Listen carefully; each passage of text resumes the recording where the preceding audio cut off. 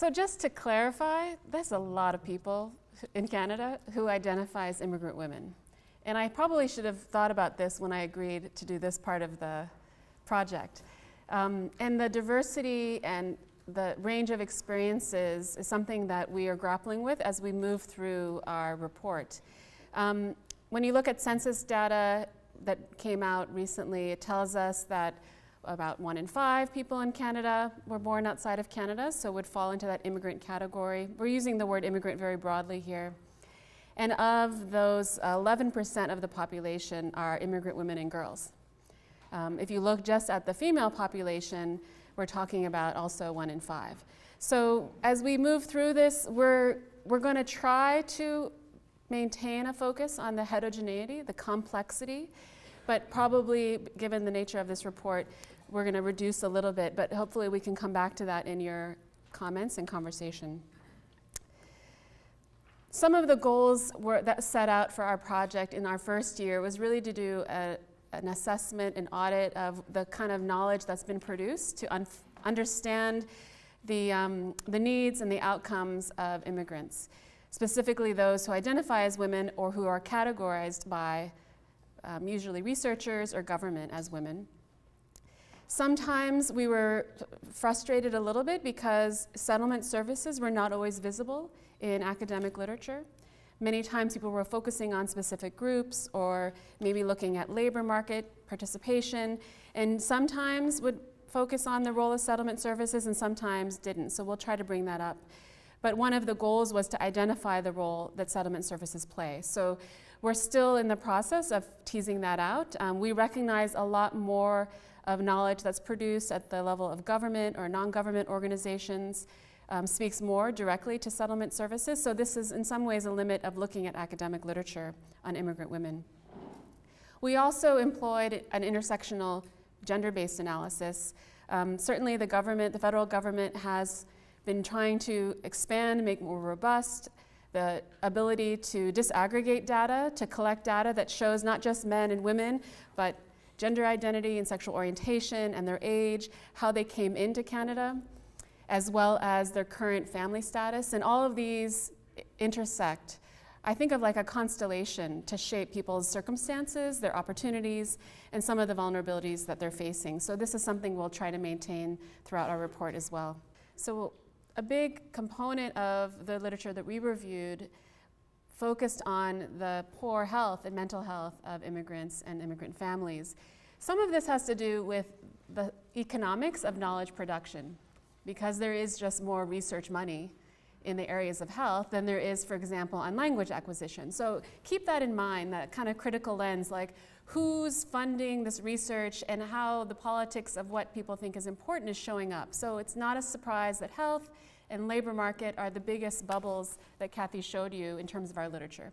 We don't want to reinforce that that's the most or only important thing, but it is something that shows up in our work. And it's very troubling. So across the board, immigrant women have worse outcomes and indicators of health than immigrant men, as well as non-immigrants. And there's the so-called healthy immigrant effect. You can sit down if you want. The healthy, I feel bad, she was like listening to me carefully. The healthy immigrant effect, because we know that Canadian immigration policy selects healthy people. So they're healthy, we are healthy when we immigrate here, but the conditions that people live in are detrimental to their health. And a lot of this is tied to labor challenges and financial challenges and the family stress. Some of the chronic and poor mental health is related to those structural inequalities. So we really have to have that social determinants of health lens, people who are without adequate housing, without adequate income, who are struggling to regain a sense of identity. Often their health is compromised, both physically and mentally. This is not true for all immigrants because our research really focused on those who are experiencing challenges. So this is another bias in the research literature. We didn't find a lot of research that demonstrates who's doing well. So we're not as prepared to talk about that. We also saw a lot of vulnerability at different periods in immigrant women's lives associated with pregnancy, pre and postpartum time of pregnancy, as well as in the early childhood years when they are parenting. This is true for parenting, both men and women, but parenting young children. The lack of childcare supports and financial stress can create stress in their health and mental health, but also anyone who is parenting a child with a chronic illness or disability. So compounded there again, transportation issues, finances, needing to understand the health needs of your child who may, in a language other than one that you're fluent in, all of this compounds some of the stress that people face. So health and mental health, again, as I said, there's a lot of research knowledge around this. A question that came up in the settlement, like what's the role of settlement services, could be both direct and indirect. So settlement services provide that community hub, that space of belonging, helping people get into more sustainable housing or better jobs. Those can help people's health and mental health, as well as indirectly by doing the referral and services, so that intersectoral relationship is so important. And this varies, we know, because many immigrant populations are outside the city core, where many services are. We know that there is a lot of vulnerability related to immigration status, and some researchers would say that this is one of the primary factors that affects people's well-being, both financially as well as health and mental health. I'm going to move through this a little bit because I was just given the signal for time. One of the things we were noticing is there's an increase in research knowledge around different kinds of immigration status, but it's not equivalent yet to the population. So we have around 1 million people living in Canada who currently have a temporary status. About 500,000 of those are international students, and we have temporary foreign workers, we have refugee claimants. Many people without status are not counted. So our population of people with precarious status is growing, but we don't yet have the knowledge base to see. And we know that the way settlement funding is structured excludes many people, which I'll come back to in a moment.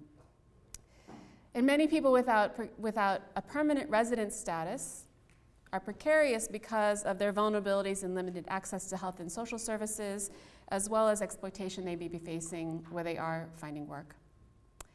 So I'm going to move forward given my time.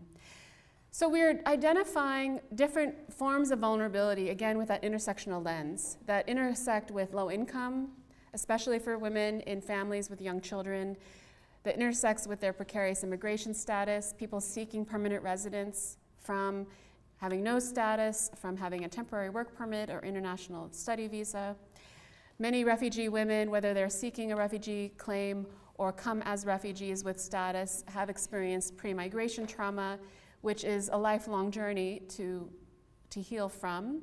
It's not always addressed in our short-term settlement services. There's the ongoing challenge of providing safe spaces for people identifying as LGBT, especially in communities where homophobia is quite rampant. And with the limited services, I know there are some promising practices, so I think we can learn how to create this. I mean, this is happening at the provincial government level too, so it's not only immigrants. And then with seniors, which I'll refer to my colleague who will speak more about this. So one thing we wanted to propose, and this will be doing more in our future research, is to reconsider settlement. Certainly a lot of settlement services has been built on this linear model of providing support to people soon after they become permanent residents, the first 2 or 3 years. When you have half the population of new permanent residents already living in Canada, so new permanent residents today, half, have already been living in Canada on a temporary study permit as an international worker. What does it mean to settle them and support their needs? So, and we're also thinking about, so taking away the linear model, where are the times in people's lives when they need the support given the way intersectional inequalities manifest? We know that Canada is a country which unfortunately has abundant resources, but there's growing inequality. So these are some of the junctures that we're hoping to see support services. Parenting, especially young children, there's a lot of vulnerability for immigrant women. The time in which they are pregnant, when they're dealing with both the physical and mental health aspects of parenting without social networks, the early childhood years, children with chronic illness and disability. Transitions in women's lives associated with a change in family status, which may be related to domestic violence, or it could be because of a spouse or partner who is deceased. Those often put people in a space of needing a lot of support services. These are the ways we're hoping we can think about settlement so that we're not leaving out many populations who are currently excluded from settlement services funded at the federal level. I'm going to stop there. We'll be continuing our research to try to better understand the needs of immigrants who are seeking permanent residence in Canada but are currently precarious, as well as providing settlement services at these critical transition periods. And we can talk more about this in the dialogue section as well. Thank you.